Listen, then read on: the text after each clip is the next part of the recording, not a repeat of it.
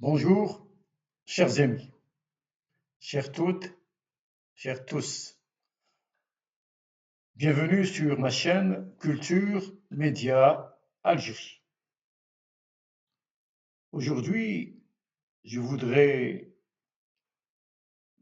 après avoir présenté Barthes et son rapport avec Brecht, partager avec vous une rencontre qui a bouleversé ma manière de penser le théâtre, du moins ma première découverte de Bertolt Brecht. Quand j'étais étudiant à l'Institut national d'art dramatique, on nous enseignait exclusivement le système Stanislavski.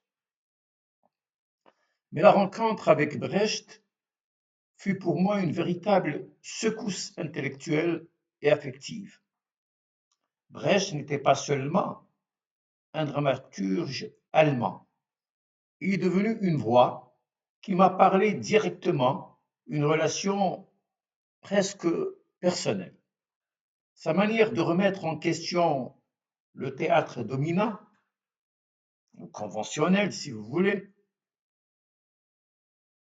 euh, donc, et d'introduire la distanciation ou le distancement, de transformer le spectateur en acteur critique, a changé ma vision du théâtre et de la société. J'ai essayé à partir donc de ce rapport avec Brecht de voir comment il a été adopté dans les pays arabes et quel rapport finalement entretenait-il avec Stanislavski. Et là, j'estime que c'est extrêmement important de comprendre ces relations. Ma grande donc découverte de Brecht allait bouleverser mes certitudes, me permettant de remettre en question certaines idées reçues et de m'interroger sur les possibles filiations entre Brecht et Stanislavski. Finalement, ils ne sont pas très éloignés, même si les choix idéologiques et peut-être esthétiques sont différents. Je découvrais également que les pièces de Brecht étaient extrêmement bien reçues par le public, notamment parce qu'elles étaient portées par d'excellents metteurs en scène. Parler de Bertolt Brecht dans le théâtre des pays arabes ne peut être perçu comme une étrangeté. C'est une démarche tout à fait ordinaire quand on sait que le théâtre est un art d'emprunt, au même titre que d'autres formes de représentation. Toute idée de singularité trop marquée ne peut être opératoire, tout comme cette propension à vouloir à tout prix opposer deux mondes, en insistant sur une illusoire identité figée, glosant sans fin sur l'existence d'un théâtre dit de la parole ou du verbe, ou encore sur ce mot valise, transfert, qui neutralise toute réflexion critique. Brecht a connu pour des raisons essentiellement idéologiques des résistances aussi bien en Europe que dans les pays arabes et africains avant d'être adopté. Même aujourd'hui, avec la poussée du discours néo et ultra-libéral, on tente par divers moyens de discréditer cette expérience, qui est pourtant, selon moi, fondamentale dans l'histoire et l'évolution du théâtre. Non, ce n'est pas vrai. La dimension spectaculaire et émotive, si on parle ainsi, est bel et bien présente dans le discours théâtral brechtien. Qu'est-ce que l'émotion? C'est dans un contexte fait de négociations esthétiques et de conditions politiques particulières que Brecht va s'imposer. Les conditions politiques des années 1960-70 favorisent l'adoption de son style de jeu. L'influence de cet auteur est considérable. Un certain nombre d'auteurs arabes réemploient des éléments dramatiques brechtiens, distanciation ou distancement, dédoublement des personnages, procédés épiques. De nombreuses adaptations sont entreprises par des groupes séduits par l'aspect non conventionnel de son théâtre, et surtout par sa dimension esthétique, idéologique et politique. Plusieurs pièces furent montées dans les années 60 et 70. On peut citer un certain nombre de textes joués dans les théâtres des pays arabes. Les fusils de la mer Carrare, mise en scène par l'Algérien Abbas Faraoun, 1963. L'exception et la règle, montée par Jean-Marie Beuglin au TNA d'Alger. Le cercle de craie caucasien, monté par Haj Omar en 1969 à Alger. Les villages vont à la lune, les tirés ou adaptés de l'exception et la règle de Farhat Boulbul, Syrie. Le procès de Lucullus, Bagdad, 67. As, du Nouveau Théâtre en Tunisie.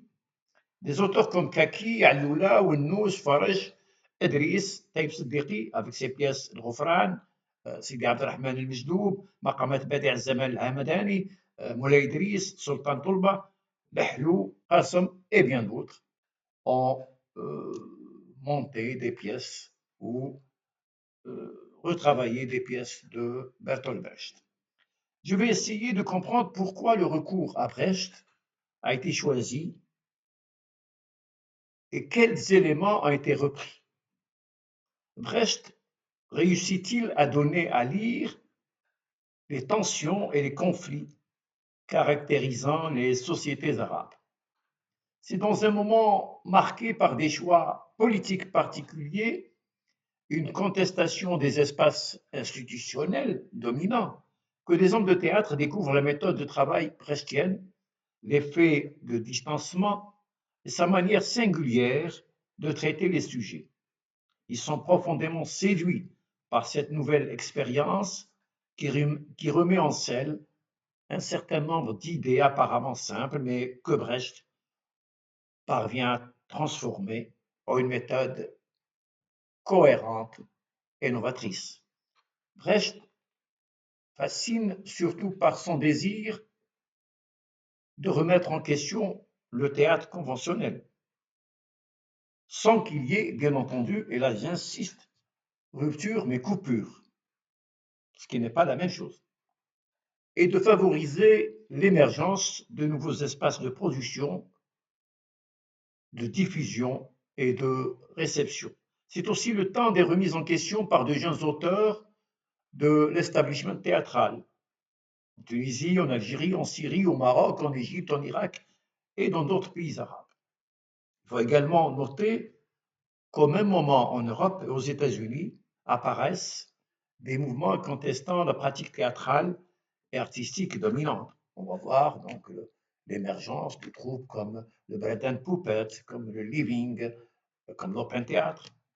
Bertolt Brecht devient alors un passage obligé. Bien avant cela, dans les années 50, des auteurs et des critiques avaient avec enthousiasme suivi les efforts de Jean-Marie Serrault et Roland Barthes pour faire connaître et introduire Brecht en France. La tournée de sa troupe, le Berliner Ensemble, à Paris en 1954, fut l'occasion pour la revue irakienne Founoun Art de consacrer plusieurs articles à Brecht. Mais c'est surtout à partir de 1960 que ces textes commencent à être traduits, adaptés et joués sur scène. Le théâtre irakien présenta en 2 mois une quarantaine de représentations et toucha plus de 16 000 spectateurs. Mais un problème récurrent dans la mise en scène de ce texte dans les pays arabes est que le public s'identifie souvent à Pentila, l'exploiteur, et non à Mati, dont le texte, j'ai oublié de donner le titre du texte, Maître Pentila et son Vali Mati. Les spectateurs s'identifient souvent à Pentila, donc l'exploiteur, parce que quand il est sous, il est socialiste, il est bon. Mais qu'il revient à sa lucidité, on retrouve l'exploiteur.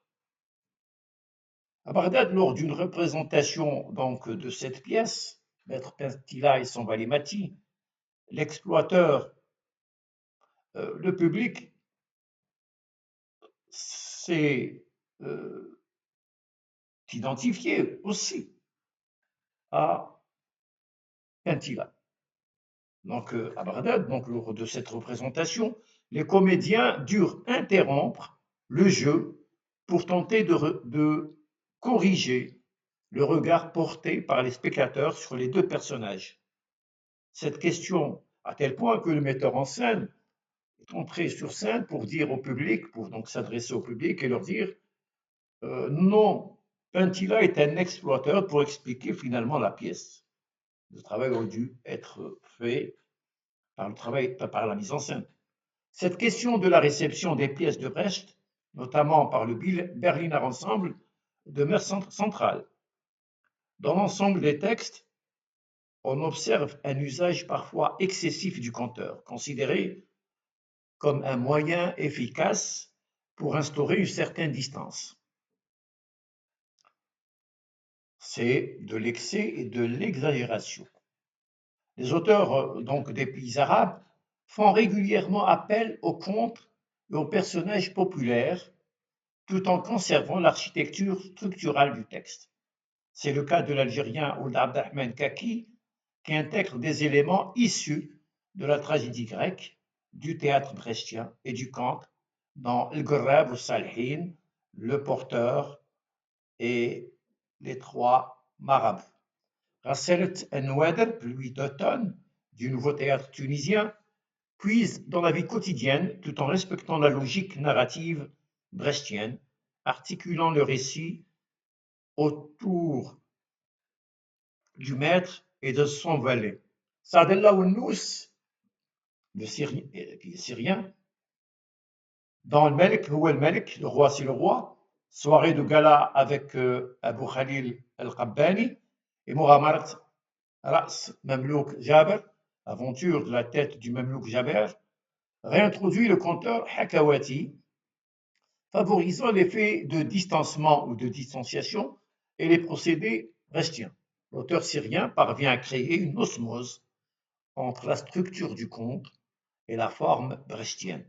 L'apparition du Hakawati est essentielle dans cette pièce. Elle permet aux clients du café donc, de prendre du recul par rapport au récit. Les clients du café, c'est le spectateur, d'interagir avec le conteur, de proposer des situations et ainsi de placer le public dans une posture critique et active. Katib Yassine, Abdelkader Alloula, Saadallah Ounous, Alfred Faraj, Youssef Idriss, Rougi Assaf reprennent volontairement des éléments de la culture populaire qu'ils investissent d'un contenu nouveau et d'une architecture souvent inspirée de l'expérience brechtienne.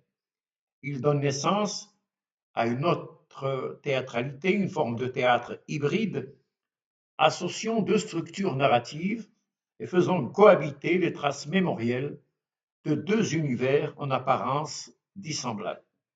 Katib Yassine, en mobilisant le personnage de Shah, cherche à briser le quatrième mur, à fragmenter le récit, à multiplier les espaces et les temporalités, et à instaurer une relation productive avec le public. Abdelkader Alloula introduit le Goual, conteur, tout en reproduisant sur scène, malgré les contraintes, l'organisation concrète de la halqa, cercle, enfermé dans l'espace scénique conventionnel. Et là, c'est le paradoxe aussi de ce type d'expérience, qui finalement reviennent au primat de l'appareil, c'est-à-dire l'espace scénique conventionnel, malgré eux. Saadallah Ounous, comme Roger Assef, recourt au Hakawati, prisonnier du primat de l'appareil théâtral, et réactive l'effet de distancement avec finesse, donc en ne quittant jamais l'appareil conventionnel. Tous ces auteurs revendiquant l'héritage brechtien soulignent également l'influence de Merhold, Vakhtangov, Piscator, Mnouchkine et Brooke. La mise en scène, espace de cristallisation de discours multiples, dominé par la réappropriation de l'architecture brechtienne, se nourrit d'ambivalence et de dualité spectaculaire, produisant paradoxalement un discours théâtral cohérent. L'Algérien Kateb Yassine, bien qu'en désaccord avec Brecht sur plusieurs points, lui emprunte des éléments dramatiques. Fonctionnement en tableau, dédoublement des personnages, comédiens s'habillant sur scène, chansons, songs. Ayant rencontré Brecht, il s'exprimait ainsi sur leurs divergences. Voilà ce que Kateb dit à propos de sa rencontre avec Bertolt Brecht. J'ouvre les guillemets. Le théâtre de Brecht, comme forme de théâtre politique, nous intéresse dans la mesure où c'est un théâtre de combat. Mais je pense qu'il faut être prudent. Le public petit bourgeois de l'Allemagne est tout à fait différent du nôtre. Chez nous, il n'y a rien à expliquer. Les gens sont convaincus au départ de l'injustice. La distanciation est dangereuse parce qu'elle mène à un jeu de l'esprit auquel on participe ou on ne participe pas. C'est excellent. Ici, la distanciation ne tient pas debout. Le seul point où nous sommes tombés en désaccord avec Brecht, c'est la notion de tragique. Pour lui, il n'y a pas de tragédie possible dans un théâtre militant. Il y a toujours une issue. Donc, il n'y a pas de tragédie. C'est vrai, mais c'est vrai aussi qu'il y a parfois des impasses et des situations tragiques. Je ferme les guillemets. Le travail de Brecht sur les personnages, dédoublement, éclatement, sur l'espace, conflit, antagonisme, et sa dimension philosophique est souvent évacuée par de nombreux auteurs qui réduisent ces textes à une quête morale. Le sens initial est ainsi détourné. La poésie, pourtant essentielle dans l'œuvre brechtienne, disparaît au profit de textes saturés de proverbes et de dictons populaires. Cette moralisation et la suppression de scènes ou d'expressions philosophiques et religieuses altèrent la portée politique, idéologique et esthétique de son travail. Certaines adaptations procèdent à une essentialisation du discours brechtien, neutralisant toute interprétation fondée sur les postulats du matérialisme historique. Or, distancier signifie historiciser, présenter les événements et les hommes dans leur nature historique, donc éphémère. La dimension historique est fondamentale. Souvent, les explications et les mises en scène s'arrêtent à une opposition trop rapide entre théâtre dramatique et théâtre épique, tel que formulé par Brecht dans ses remarques sur l'opéra de Mahagoni, 1931. Certains citent le petit organon 48 ou l'achat de cuivre, des textes de 1937 à 51, pour justifier leur choix en omettant la dialectique au théâtre, 1956-56, et plusieurs lettres rédigées peu avant sa mort en 56, où Brecht remet en question certaines de ses positions et cette opposition factice entre les deux formes. Donc, ne rester prisonnier que de l'opéra de Mahagoni et de la distinction factice, selon moi, entre le dramatique, donc entre drama et dramatique et épique, théâtre dramatique, théâtre épique, me semble non opératoire. Et d'ailleurs, Brecht va revenir dessus et carrément couper avec cette manière de faire. Brecht, même avec Stanislavski, on a, je crois, pas très bien lu le travail de Brecht, ou plutôt, on n'a pas très bien suivi l'expérience concrète de Brecht et ce qu'il avait fait sur la scène et les désillusions aussi de Brecht. Brecht et Stanislavski considèrent tous deux l'art théâtral comme un instrument de connaissance, ce qui les unit.